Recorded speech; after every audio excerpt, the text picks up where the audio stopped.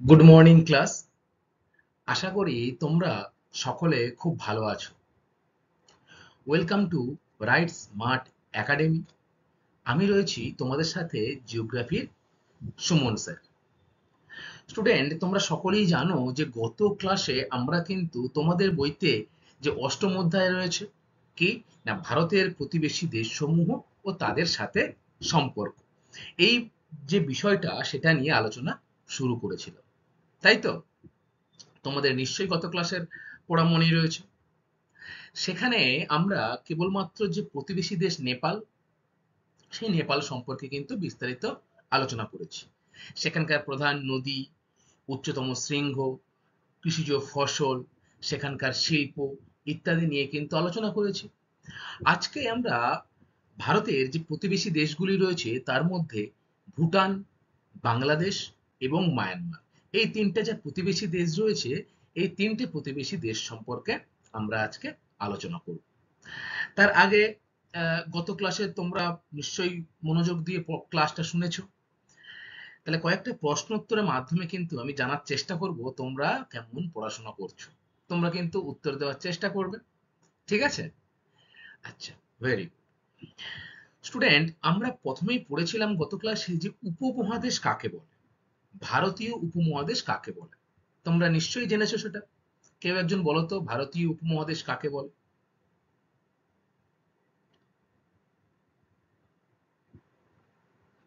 Very good. Bharat ও তার যে প্রতিবেশী দেশগুলি রয়েছে, যেমন নেপাল, ভুটান, পাকিস্তান, শ্রীলঙ্কা, মালদ্বীপ, বাংলাদেশ, এই যে দেশগুলির মধ্যে ভারত কিন্তু একেবারে মাঝখানে অবস্থান করছে, এবং আয়তন জনসংখ্যার দিক দিয়ে ভারতবর্ষ কিন্তু অন্যান্য দেশের তুলনায় অনেকটাই বড় বা এগিয়ে।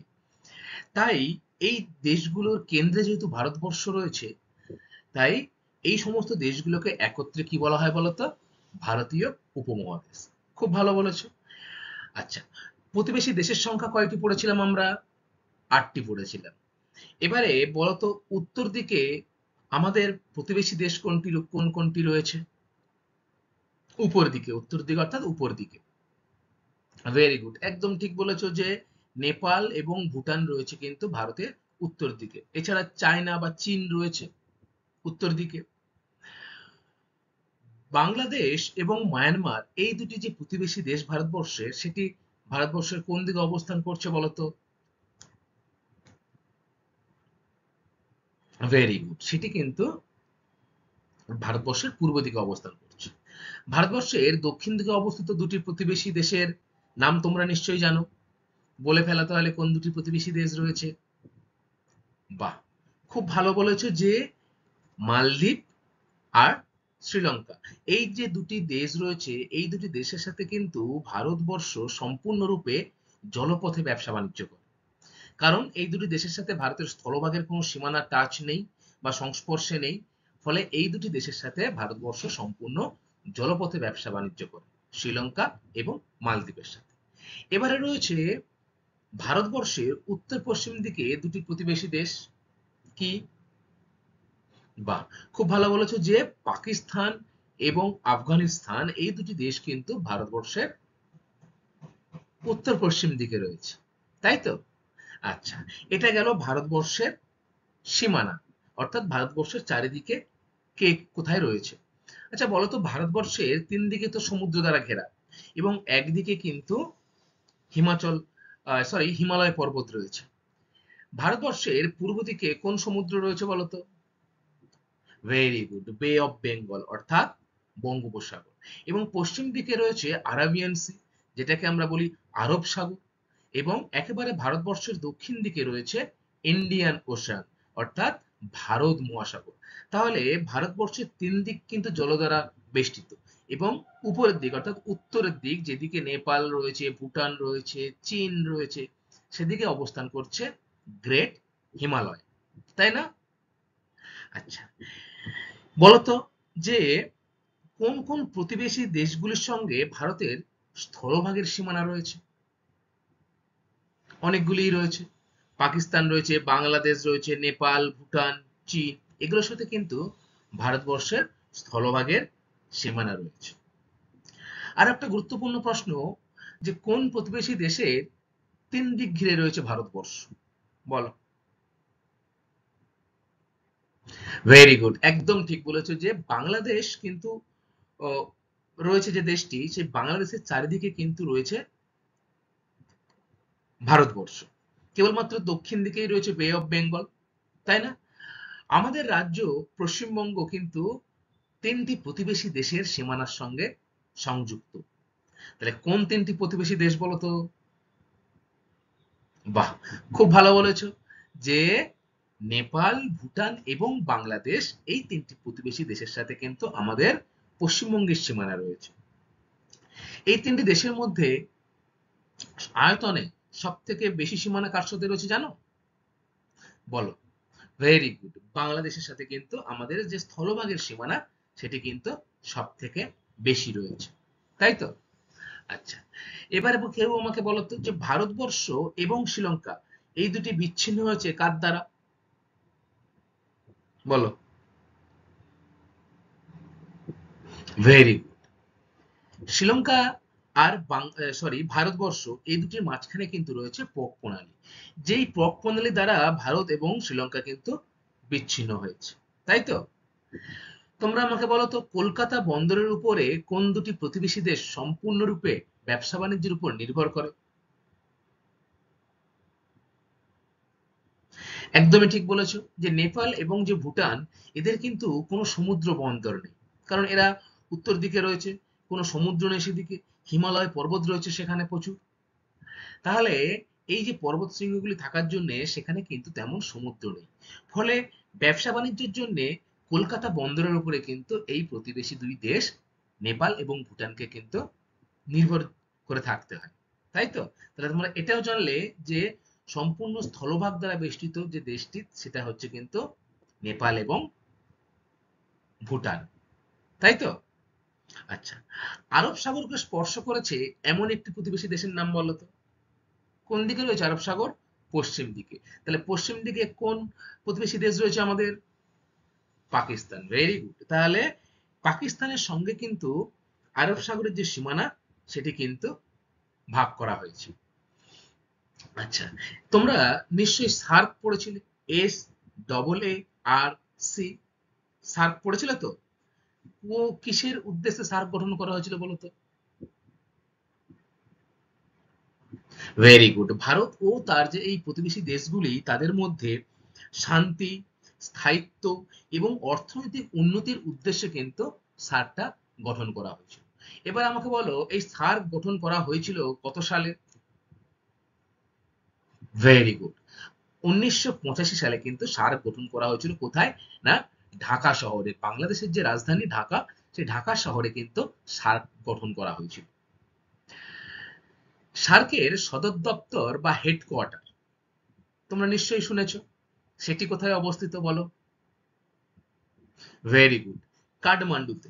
নেপালের যে রাজধানী রয়েছে কাঠমান্ডু, সেই কাঠমান্ডু শহরে কিন্তু সার্কের সদর দপ্তর গঠিত।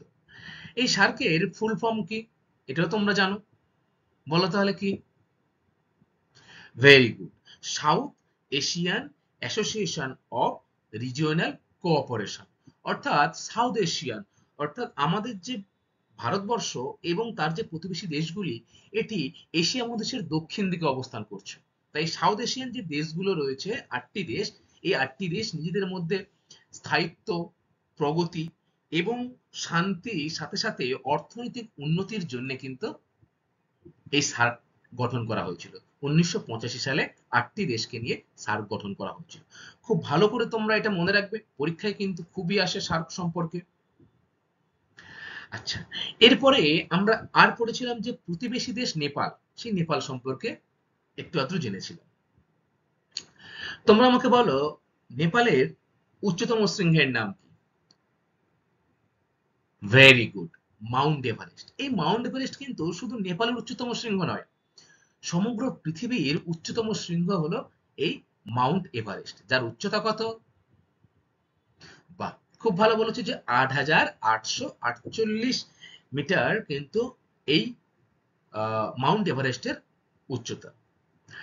এছাড়া এই নেপালে কিন্তু আরো অনেক পর্বত রয়েছে। পৃথিবীর যে 10টি উঁচু স্থান রয়েছে, তার মধ্যে কিন্তু 8টি এই নেপালে বা নেপাল দেশে কিন্তু অবস্থান করছে। নেপালের প্রধান নদীর নাম কি বলো?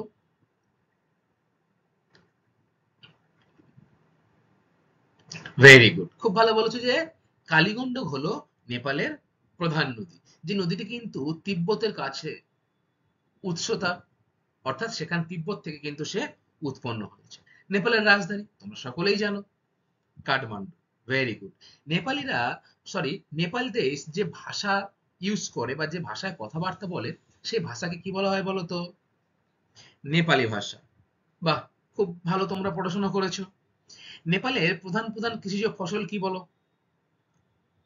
ধান, গম, ভুট্টা, জোয়ার বাজরা, কার্পাস, কমলা লেবু প্রচুর পরিমাণে কিন্তু উৎপন্ন হয় নেপালে। বিশেষ করে কমলা লেবু প্রচুর পরিমাণে নেপালে কিন্তু উৎপন্ন হয়। পার্বত্য অঞ্চল, সেহেতু ধাপ কাটার বা ধাপ চাষের মাধ্যমে কিছু কিছু অঞ্চলে ধান চাষ, গম চাষ এগুলোও কিন্তু হয়ে থাকে। আচ্ছা, নেপালের যে শিল্প রয়েছে সেটা যেমন কাগজ শিল্প, পাট শিল্প, সুতি বস্ত্র, চিনি শিল্প, চর্ম শিল্প এবং দেশলাই শিল্প কিন্তু নেপালে খুবই বিখ্যাত শিল্প। নেপালে খনিজ দ্রব্যের যে প্রাচুর্য সেটা তুলনামূলকভাবে অনেকটাই কম, তাই ভারী যে শিল্পগুলি সেগুলো কিন্তু তেমন ভাবে নেপালে গড়ে ওঠে।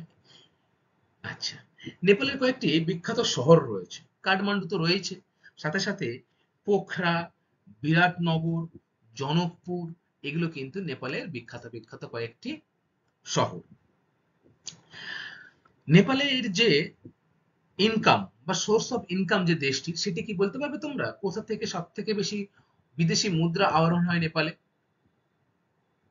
ভেরি গুড, খুব ভালো বলেছো যে পর্যটন। পর্যটনের মাধ্যমে কিন্তু নেপালে সব থেকে বেশি অর্থনৈতিক মুনাফা, বিদেশি যে অর্থনীতি সেটা কিন্তু আসে। অর্থাৎ বৃহত্তম শিল্প এবং মুদ্রা আহরণের যে ক্ষেত্র সেটা কিন্তু হলো নেপালের পর্যটন শিল্প। তোমরা আগেই জেনেছো মাউন্ট এভারেস্ট রয়েছে, হিমালয় পর্বত রয়েছে, ফলে সারা বিশ্ব থেকে কিন্তু অসংখ্য মানুষ এই যে পর্বতারোহী যারা রয়েছে তারা যেমন আসে, তেমনি প্রাকৃতিক সৌন্দর্য উপলব্ধি করার জন্য সারা বিশ্বের মানুষ কিন্তু এই নেপাল দেশটিতে সারা বছরই কিন্তু ভিড় জমায়। বুঝতে পেরেছো? প্রচুর ফল উৎপন্ন হয় এখানে। এর ফলে কি হয় না, জ্যাম, জেলি এইসব যে ফল প্রক্রিয়াকরণ শিল্প সেটাও কিন্তু নেপালে অনেকটা উন্নতি লাভ করেছে। আশা করি তোমরা ভারতের প্রতিবেশী দেশগুলো সম্পর্কে এবং যে নেপাল দেশটি গত ক্লাসে পড়েছো সেটা সম্পর্কে বিস্তারিত জেনেছি। ঠিক আছে, তাহলে গত ক্লাসে আমরা এই অবধিই পড়েছিলাম, নেপাল অবধি। আজকে আমরা আরো যে 3টি প্রতিবেশী দেশ রয়েছে ভারতের, যেমন ভুটান কোন দিকে রয়েছে? উত্তর দিকে। বাংলাদেশ এবং মায়ানমার এই দুটি রয়েছে পূর্ব দিকে। এই 3টি দেশ সম্পর্কে কিন্তু আমরা আজকে বিস্তারিত আলোচনা করব। ঠিক আছে, তাহলে দেখো তোমরা, প্রথমেই রয়েছে কিন্তু এক নজরে ভুটান।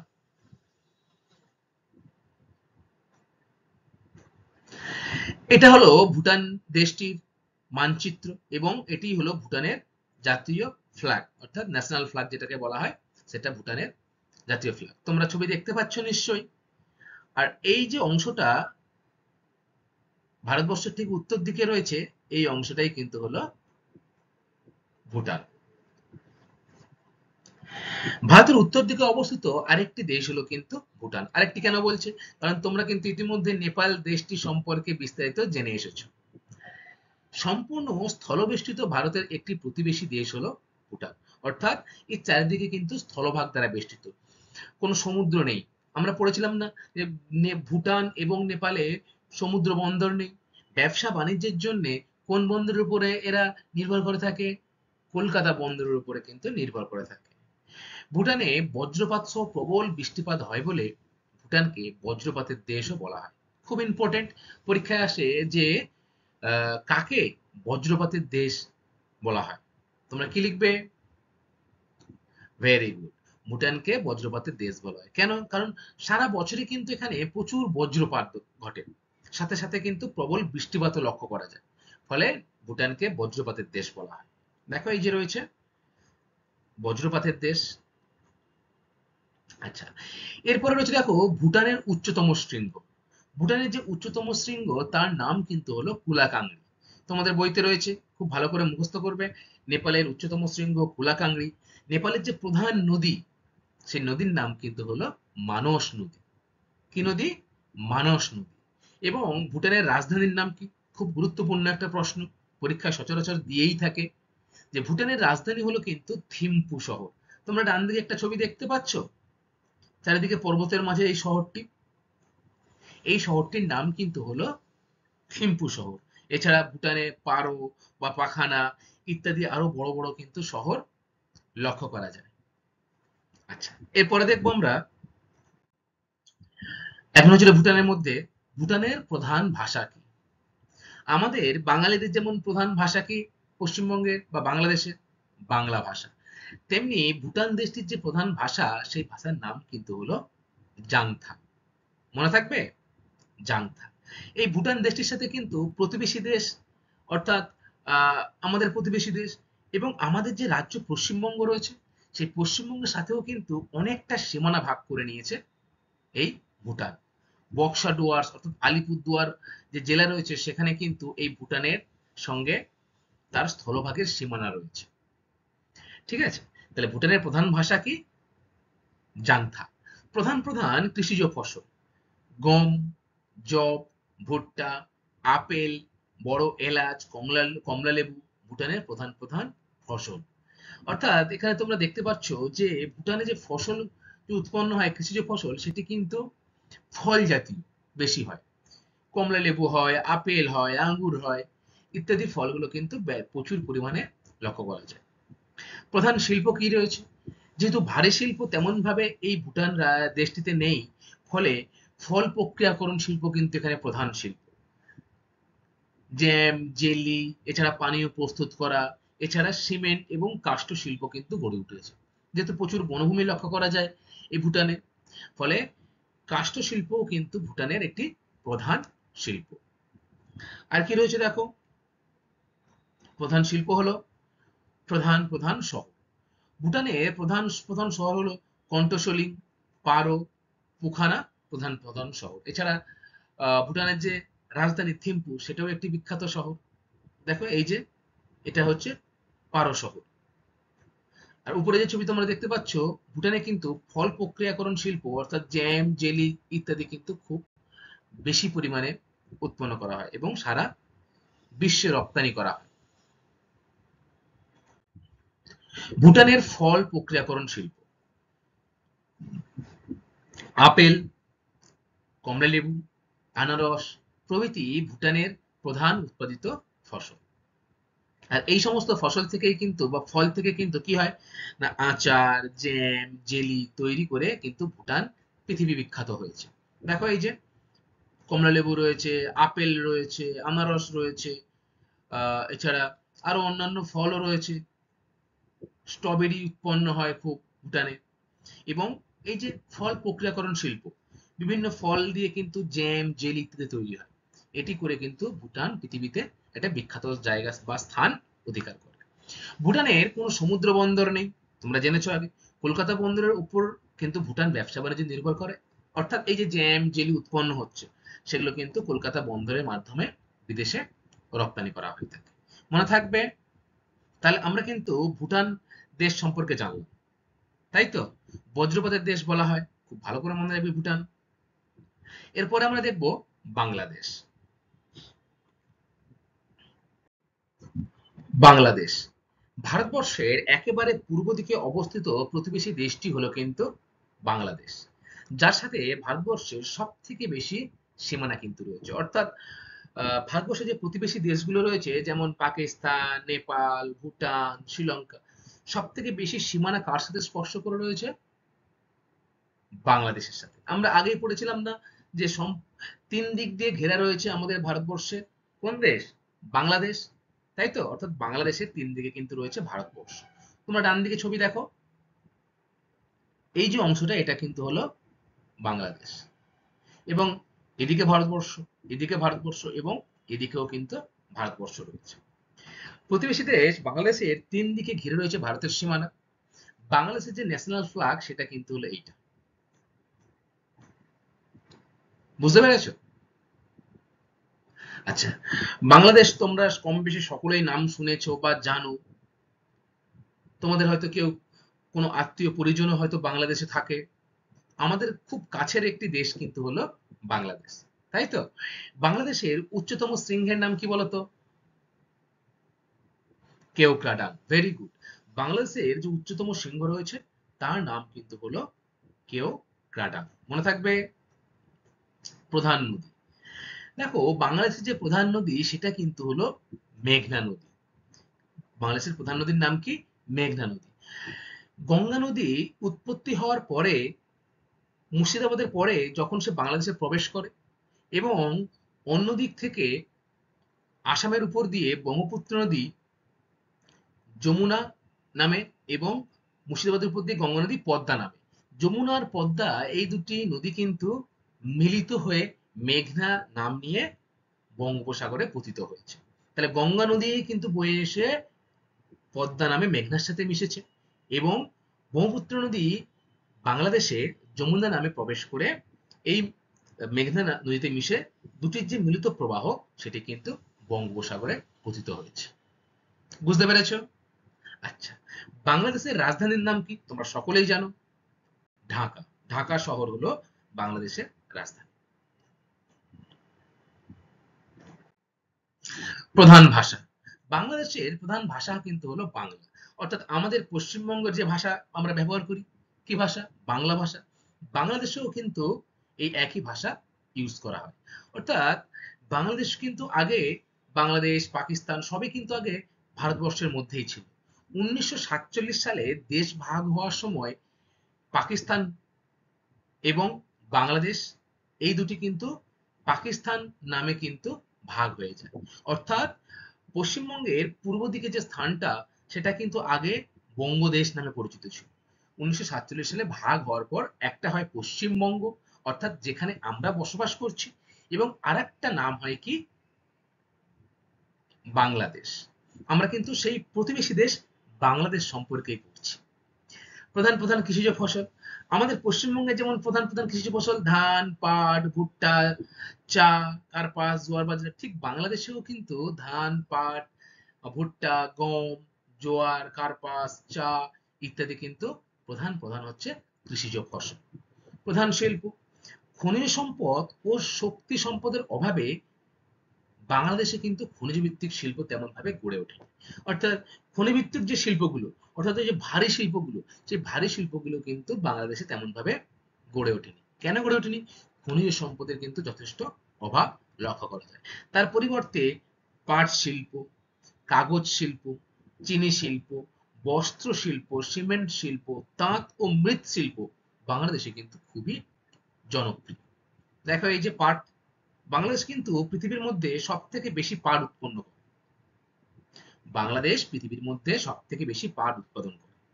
দ্বিতীয় স্থানে রয়েছে ভারতবর্ষ। উৎকৃষ্ট যে পাট, সেই পাট থেকে কি তৈরি হয় বলতো? Very good. ব্যাগ, থলে বা দড়ি তৈরি হয় তো। সেই পাট শিল্পে কিন্তু বাংলাদেশ খুবই উন্নত। প্রধান প্রধান শহর, বাংলাদেশের প্রধান প্রধান শহর কি? চট্টগ্রাম, বরিশাল, খুলনা, ঢাকা ইত্যাদি হলো বাংলাদেশের প্রধান প্রধান শহর।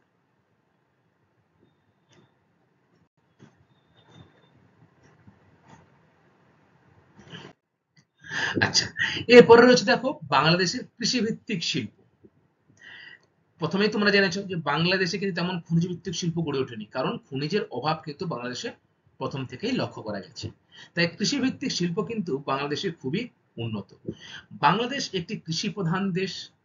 বাংলাদেশে বহু কৃষিজ ও বনজ শিল্প কিন্তু গড়ে উঠেছে। এদের মধ্যে প্রধান যে শিল্প, সেই শিল্পটার নাম হলো কিন্তু পাট শিল্প। তাহলে তোমরা মনে রাখবে যে বাংলাদেশের প্রধান শিল্প, সেই শিল্পটার নাম কি? পাট শিল্প।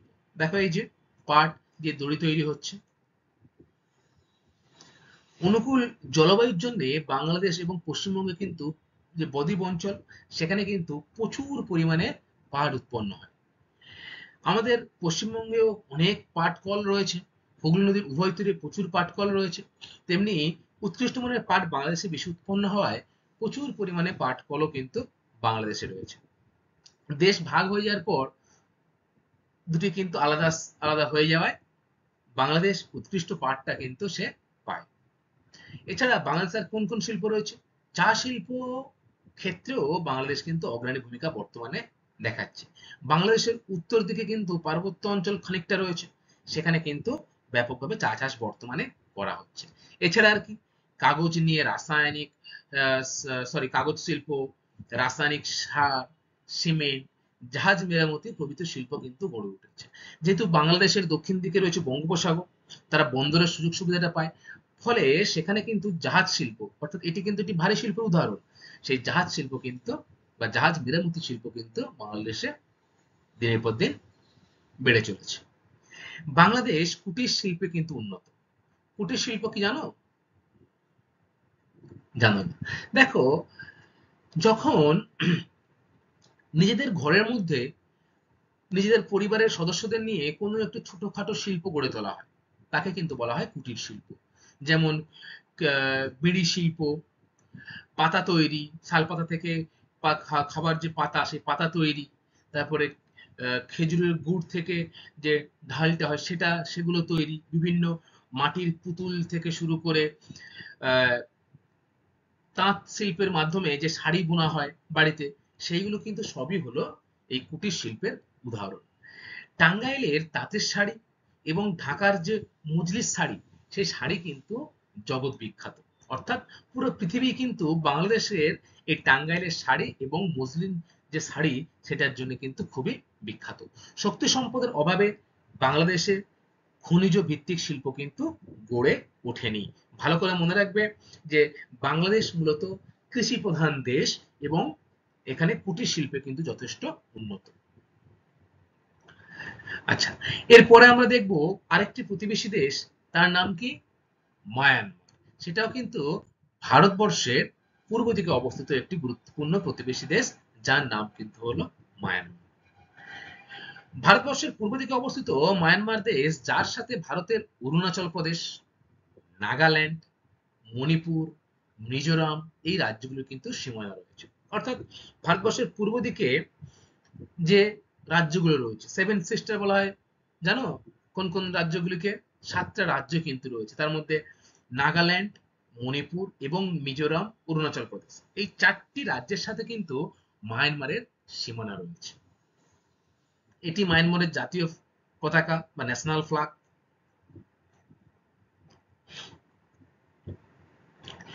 এরপরে দেখো মায়ানমারের উচ্চতম শৃঙ্গ, অর্থাৎ সমস্ত সবথেকে উঁচু জায়গা কিন্তু মায়ানমারে, সেটা হলো কিন্তু কাকাবোরাজি।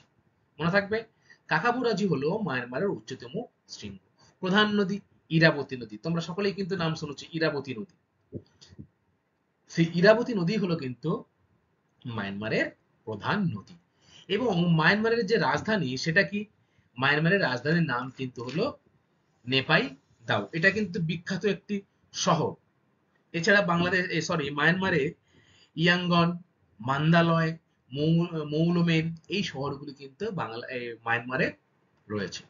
দেখো, এই যে ছবিটা তোমরা দেখছো, এটা কিন্তু হলো ইরাবতী নদী। এবং এই যে তোমরা একটা দর্শনীয় স্থান দেখছো, এগুলোকে কি বলা হয় জানো? এগুলোকে কিন্তু বলা হয় প্যাগোডা। অর্থাৎ মায়ানমার কিন্তু প্রচুর পরিমাণে প্যাগোডা লক্ষ্য করা যায়, প্যাগোডার শহর বলা হয়। আচ্ছা, সেটা আমরা পড়বো একটু পরে। এরপরে দেখো রয়েছে এক নজরে মায়ানমারের মধ্যে প্রধান ভাষা। মায়ানমারের প্রধান ভাষা কি? বর্মী ভাষা। তাহলে মায়ানমারের প্রধান যে ভাষা, সেটি হলো কিন্তু বর্মী ভাষা। প্রধান কৃষিজ ফসল ধান, ভুট্টা, জোয়ার, যব, তামাক, তৈলবীজ প্রভৃতি হলো কিন্তু মায়ানমারের প্রধান প্রধান কৃষিজ ফসল। মনে থাকবে। আচ্ছা, শিল্প কি রয়েছে? মায়ানমার চিনি শিল্প, পাট ও রেশম শিল্পে কিন্তু উন্নত। তাহলে মায়ানমারেও কিন্তু প্রচুর পরিমাণে পাট পাওয়া যায় বা পাট উৎপন্ন হয় অনুকূল জলবায়ুর জন্য। ফলে সেখানেও কিন্তু রেশম এবং চিনি শিল্প এবং পাট শিল্প গড়ে উঠেছে। প্রধান প্রধান শহর ইয়াঙ্গন, মান্দালয়, মৌলমেন এবং যে রাজধানী রয়েছে কি নেপাইদাও। এই নেপাইদাও কিন্তু হলো এখানকার প্রধান প্রধান শহর। মায়ানমারকে বলা হয় মন্দির ও প্যাগোডার দেশ। দেখো, এই যে এরকম প্রচুর পরিমাণে প্যাগোডা, এগুলোকে প্যাগোডা বা মন্দির বলা হয়। প্রচুর পরিমাণে কিন্তু মায়ানমারে লক্ষ্য করা যায়।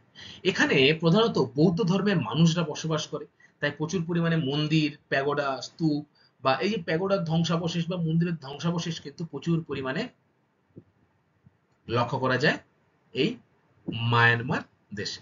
মনে থাকবে তাহলে, মায়ানমারের প্রধান ভাষা কি? বর্মী ভাষা। কৃষিজ ফসল ধান, ভুট্টা, জোয়ার ইত্যাদি। শিল্পের মধ্যে চিনি, পাট এবং রেশম শিল্প কিন্তু বিখ্যাত। এবং মায়ানমারকে মন্দির ও প্যাগোডার দেশ বলা হয়। পরীক্ষায় আসে যে মন্দির ও প্যাগোডার দেশ কাকে বলা হয়? মায়ানমারকে। আচ্ছা, এরপরে দেখা রয়েছে মায়ানমারের খনিজ সম্পদ এবং মায়ানমারের বনজ সম্পদ। মায়ানমার কিন্তু খনিজ সম্পদে বেশ সমৃদ্ধ একটি দেশ। ইরাবতী এবং চিন্দুই নদী রয়েছে, সেই ইরাবতী আর চিন্দুই নদীর অববাহিকায় খনিজ তেল পাওয়া যায়। এছাড়া টিন, সীসা, দস্তা, টাংস্টেন, এছাড়া অন্যান্য যে খনিজ যেমন ম্যাঙ্গানিজ, ডলোমাইট, এগুলোও কিন্তু এই মায়ানমারে প্রচুর পরিমাণে পাওয়া যায়। আরো একটি বিখ্যাত জিনিস যেটার নাম হচ্ছে পদ্মরাগমণি।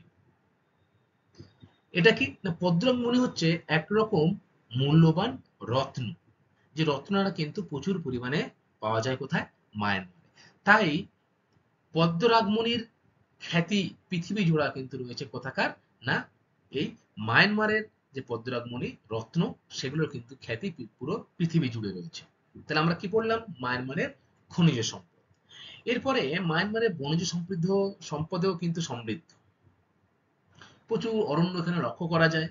নানা ধরনের অরণ্য, অর্থাৎ সেটা চিরসবুজ অরণ্য হতে পারে, ম্যানগ্রোভ অরণ্য, এগুলো কিন্তু প্রচুর পরিমাণে লক্ষ্য করা যায়। গর্জন, চাপশাল, মেহগিনির মতো চিরসবুজ অরণ্যর সাথে সাথে অর্জুন, শাল, সেগুনের মতো পর্ণমোচী উদ্ভিদ লক্ষ্য করা যায় বা অরণ্য কিন্তু রয়েছে। পর্ণমোচী উদ্ভিদ কাকে বলবো জানো? Very good. যে উদ্ভিদ বছরের নির্দিষ্ট একটি সময়ে কি করবে না, তাদের পাতা ঝরিয়ে দেয়। আর চিরসবুজ অরণ্য সারা বছর কিন্তু সবুজ থাকে, সারা বছর গাছপালা সবুজ থাকে, প্রচুর পরিমাণে বৃষ্টি হয়, তাই সবুজ থাকে। আর এখানে কিন্তু ঢেউ খেলানো তৃণভূমি মায়ানমারে লক্ষ্য করা যায়। ঠিক আছে স্টুডেন্ট, আজকে এই অবধি। এবারে আজকে যেটুকু পড়লাম আমরা, সেখান থেকে কি কি গুরুত্বপূর্ণ প্রশ্ন পরীক্ষায় আসে সেটা কিন্তু আমরা একটু দেখে নেব।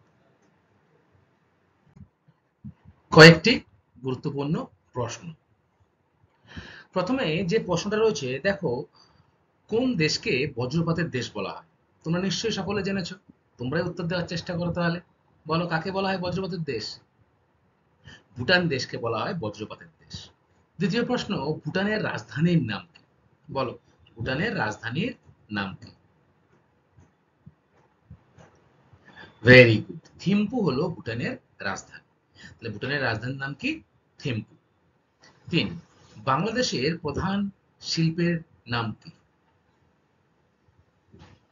একদমই ঠিক বলেছো, পাট শিল্প। তাহলে বাংলাদেশ কিন্তু পাট শিল্পে খুবই উন্নত। তাই বাংলাদেশের যে প্রধান শিল্প সেটা কিন্তু হলো পাট শিল্প। চারের দাগ, ভুটানের প্রধান শিল্প কি? ভুটানে বেশি করে কি উৎপন্ন হয়? ফল উৎপন্ন হয়। তাহলে ফল প্রক্রিয়াকরণ শিল্প হলো ভুটানের প্রধান শিল্প। কি মনে থাকবে? ভুটানের প্রধান শিল্প ফল প্রক্রিয়াকরণ শিল্প। পাঁচ, বাংলাদেশের রাজধানীর নাম কি? ঢাকা, একদমই ঠিক, ঢাকা হলো বাংলাদেশের রাজধানী। ছয়ের দাগ, মন্দির ও প্যাগোডার দেশ কাকে বলা হয়? মায়ানমার। তাহলে মায়ানমার কিন্তু হলো কি না, মন্দির ও প্যাগোডার দেশ। সাতের দাগ রয়েছে দেখো, কোথাকার পদ্মরাগমণি খ্যাতি পৃথিবী জোড়া? ভেরি গুড, মায়ানমারের যে পদ্মরাগমণি তার খ্যাতি কিন্তু পৃথিবী জোড়া। আচ্ছা, আটের দাগ, বাংলাদেশের প্রধান শিল্প কি? পাট শিল্প। বাংলাদেশে কিন্তু তেমন ভাবে খনিজ ভিত্তিক শিল্প গড়ে ওঠেনি। তার কারণ খনিজ সম্পদের অভাবের কারণে বাংলাদেশে খনিজ শিল্প গড়ে ওঠেনি। তাই সেখানকার প্রধান শিল্প কি? পাট শিল্প। সারা বিশ্বে পাট উৎপাদনে কিন্তু বাংলাদেশ প্রথম স্থান অধিকার করে। ঠিক আছে, পাট অনুকূল আবহাওয়ার জন্য প্রচুর পরিমাণে এখানে উৎপন্ন হয়। ফলে পাটকে কেন্দ্র করেই কিন্তু বাংলাদেশের শিল্পটাকে এগিয়ে নিয়ে যাওয়া হয়েছে। তাই বাংলাদেশের প্রধান শিল্প হলো পাট শিল্প। ঠিক আছে, এই কতকগুলি প্রশ্ন রয়েছে যেগুলো পরীক্ষায় আসে, তোমরা পড়াশোনা করবে মন দিয়ে।